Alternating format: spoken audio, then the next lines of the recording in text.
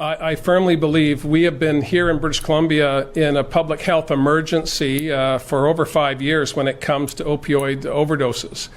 We have put in place new resources. We have a standalone Ministry of Mental Health and Addictions.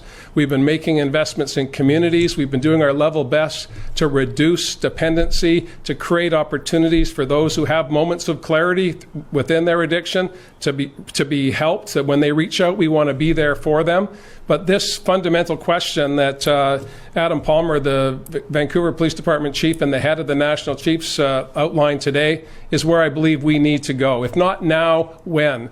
We're in the midst of a global pandemic when it comes to COVID-19. In British Columbia, that is further complicated by an overdose crisis, which saw last month the highest monthly number of deaths that we've seen in a good long time. Anything that we can do to reduce the deaths and to reduce the dependence and to quite frankly free up law enforcement to do other things, I support. The challenge, of course, is that these are largely criminal code issues and it'll require the federal government to lead on this. I've made it clear to the Prime Minister where British Columbia stands. We will stand with the federal government in any way to do what we can to help people who are in distress. And I don't have serious experience with addictions other than being a smoker in my past, but we need as a society to come together and say we cannot allow our brothers and sisters, our mothers and fathers, our neighbors to continue to succumb to overdose deaths because we're not prepared to do everything we can to reduce that likelihood. This proposal by the police chiefs will help in that regard, and I support it. Do you have a follow-up, Ian? And making this happen. Yeah. What can your government do, and what will your government do to back the chiefs up in making this happen? Well, a couple of things. As I said, we have been doing more than any other province by creating a standalone minister responsible so that every day someone at the cabinet table is responsible for coming up with new and innovative ways to help people who are struggling with addictions. That has led to other provinces following suit.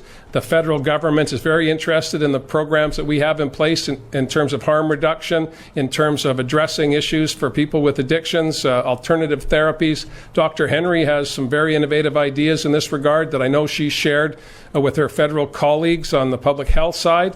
I believe that British Columbia stands ready to work with the federal government in this area, and I'm quite proud that it was Adam Palmer, Vancouver Police Chief, that led the conference today, and I know that he, among chiefs across the country, has more experience in this regard than any of them.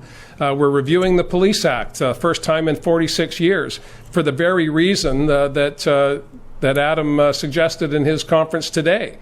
We can't have law enforcement doing work that's better done by health officials. We can't have law enforcement doing work that can be better done by others. That's a good opportunity for us to have this dialogue and discussion. I'm very pleased that we have an all-party committee that will be spanning the province over the next number of months to listen to British Columbians, to listen to people who are concerned about the lack of trust between law enforcement and community. Dealing with systemic racism is critically important part of that, but there are a whole host of other issues that can and will be addressed by this committee. They'll bring forward recommendations, and it will be an all-party committee. And again, I think if we can remove partisanship from these debates, we get a better outcome. We've seen that over the past number of months when it comes to responding to COVID-19. By having everyone on the same page, regardless of how they vote, allows us to get faster to places where everybody wants us to be. And I think we can do that when it comes to the overdose crisis, and we can do that when it comes to law enforcement.